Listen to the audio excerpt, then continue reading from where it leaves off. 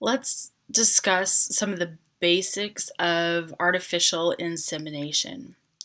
So, artificial insemination, or AI, is used primarily in seed stock herds and well managed commercial herds. And I'm not saying that herds that don't use AI are not well managed, but there are quite a few commercial producers now that are using artificial insemination technology in their herd. And so artificial insemination usually consists of one or two services per animal, followed by cleanup with a natural service sire. And so the really intensive part of artificial insemination, and the part that can either make your program very successful or make it not successful, is heat detection. And so when detecting estrus or when cows are in heat, that process is very labor intensive, and it is not hard, but it is very time consuming and has to be well managed. So, for example, if we detect a cow that is in heat or in estrus for the first time in the morning at like 6 a.m. in the morning, then we are going to observe the 12-hour rule and not breed her until about 6 p.m. at night. So we use the 12-hour rule in beef cow artificial insemination protocols. And the reason for this is because of placement of the semen. So if we think about semen placement in a natural service situation, the bull is going to deposit semen in the vagina, and then about 11 hours later, ovulation is going to occur. But with artificial insemination technology, we are actually depositing semen in the uterine body. So that saves about 12 hours of travel time for the sperm. Therefore, we need to compensate for that by using that AM/PM rule. All right, so when it comes to heat detection and successful artificial insemination, it's all about the timing. And so this figure does a really good job kind of laying out what research has told us is activity from a female point of view. So, about 6 to 10 hours before a female will actually stand or be in a estrus part of the cycle, she is going to be really restless. And so she's going to bawl frequently. She's going to move around a lot, smell other cows. She's going to attempt to ride cows. And her vulva may be really moist and red, slightly swollen. And she may be very vocal here as well. And so that period tends to last anywhere between 6 to 10 hours usually. And then that female is going to move into the standing heat period. And standing heat is a process. It's not a flipping of a switch. It's a process. And so if you catch a female that is too early in that stage, up to about the first 6 hours, she chances are she is not going to be super fertile if you use that time point or detection to breed her 12 hours later.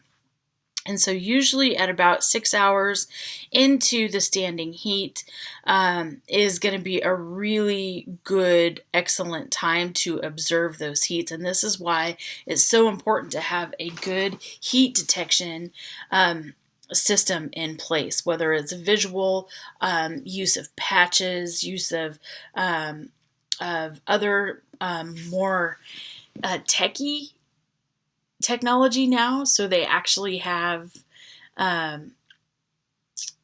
apps and stuff to where you can place like pressure points and stuff on the cow, and it will come into your phone when somebody's riding it. Super expensive, probably not feasible right now, but I believe the dairy guys are using it.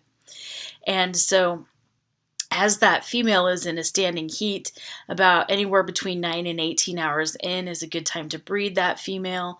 And by usually about 18 hours after her first observed standing heat, she's going to be out of heat at that point. So during that in heat process, that female is going to stand to be ridden. She's going to be nervous, excitable. She's going to ride other cows. Her vulva is probably going to be very moist and red, and hopefully she has clear mucus discharge. It doesn't always happen, but sometimes it happens. And she's usually going to be part of a bigger group that we call a SAG, or a sexually active group. And my experience with Bos indicus cattle is those SAGs actually are the most important piece of information, because a lot of times, especially in heifers, Bos indicus heifers rarely show heat to the extent that Bos taurus heifers will. So if they're involved in a SAG, they're probably either coming into or going out of heat. And then as we look at that after heat period, you've got about 10 hours where that female is not going to stand to be mounted. She may still have clear mucus at that point in time. But it's still, even though she's not standing, it's still a great time to artificially inseminate her. And usually by about 28 hours after her first standing heat, that egg is going to be released, ovulation is going to occur, and then it's going to be too late. So the egg, or the oocyte, is usually only going to be alive for about 6 to 10 hours in the oviduct. So it's important that that sperm gets deposited in a timely fashion so that it can swim up to the oviduct for fertilization to take place. So there's some heat detection aids that we use pretty often. And so some of the old technology is KMARs. So these are KMARs. Sorry, it's a black and white photo, but we used to use these when I was at the beef unit a lot. They're actually a cloth patch that you would take kind of really nasty glue and you would put it on the bottom of it, and you would set the patch on top, just on the other side of the tailhead. And it had this this area in the middle that once it was broke, like it had enough pressure from somebody riding it to break the seal, the whole capsule would turn red, and that's how you know she was in a standing heat. The problem with those is that they could get popped by cows horsing around, walking underneath trees. They could also get taken off by cows. They would chew on them sometimes. So after about 15 years ago came this estrus detect technology. And so this estrus technology works kind of like a lotto ticket. And so it's a big sticker with really intensive adhesive that's going to be placed on the same point in the cow right here on the tailhead. And as animals ride the cows, it's slowly going to rub off. And so when you get a really, really brightly colored patch, that means that that female has been ridden a lot. So she has been in a standing heat. And so these are what we use at the beef unit. They're really, really, really helpful. You can get them in a variety of colors, and we actually use them for different breed groups. So color is really important for our management system. And then there is the poor person's way. And we use this all the time as well. And so it's just paint chalk or spray paint that you can mark on the cow's tailhead. They use this a lot on the dairies because these estrus patches can get pretty expensive. And so when it's rubbed off is when there's been a sign of standing heat.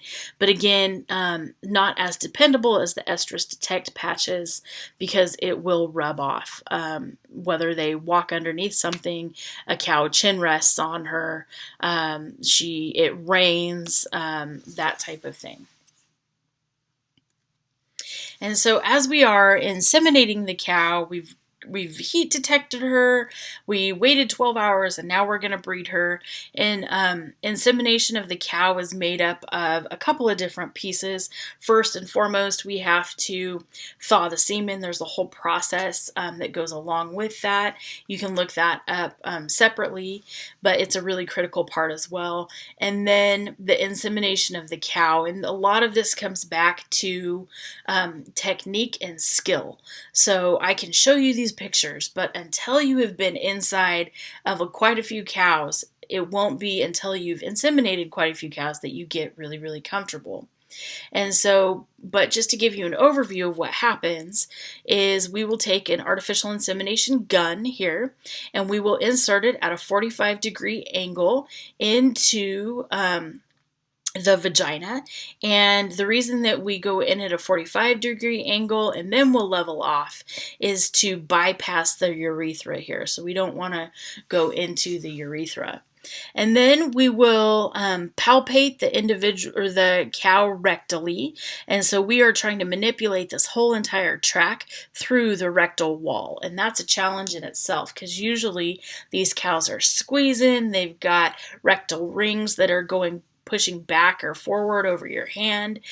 So you have to have quite a bit of muscle to make this work. And it can wear your arm out real fast. And so once the AI gun is into the vagina, you're going to follow it very, very carefully down until you find the opening of the cervix. And that fossa is really important.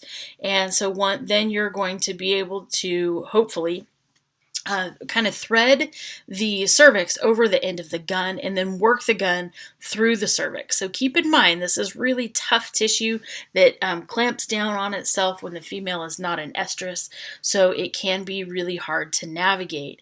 And so once you navigate the cervix, you're going to slowly work it through those annular rings, and you are then going to once you are through the cervix, you can feel the tip of your gun at the very end of the uterus here, and that's where you're going to deposit the semen. So when we artificially inseminate a cow, we do it with AI technology here in the uterus. The bull does it back here in the vagina, and so that's why we have a 12-hour gap between when we see a female in standing heat and when we artificially inseminate her. All right, so just a couple of pictures of breeding boxes. So the facilities that are used to breed cows are really important. You want to keep them as calm as possible. And so these breeding boxes and breeding trailers are really great tools. You can rent them. There's some people that own them and do this commercially, but basically you can run 2 cows in to either side here. You can get behind them, artificially inseminate them, and they can be gone. And so they're totally transportable. A lot of people just put them on the end of a chute. Oh, excuse me. And so this really helps with conception rates, and it makes it so that all of your equipment and stuff is right there close. And so this is just a few talking points about artificial insemination. All right, and then just to kind of round out this discussion, we can talk about estrus synchronization, artificial insemination, but we need to make sure that we complete reproductive management, and that is done with annual pregnancy checks. And so usually preg checking is done as early as 35 days by palpation, or as early as like 25 days with ultrasound. And usually with an ultrasound, we can sex embryos or sex the fetus at about 55 days of age. And so if we're just using palpation to preg check, we can usually detect pregnancies at about 45 days after the bulls are removed. And then just keep in mind that one of the ways to be a low-cost producer is to cull your open cows. And so I'm a big proponent of making sure that you cull anything that's open.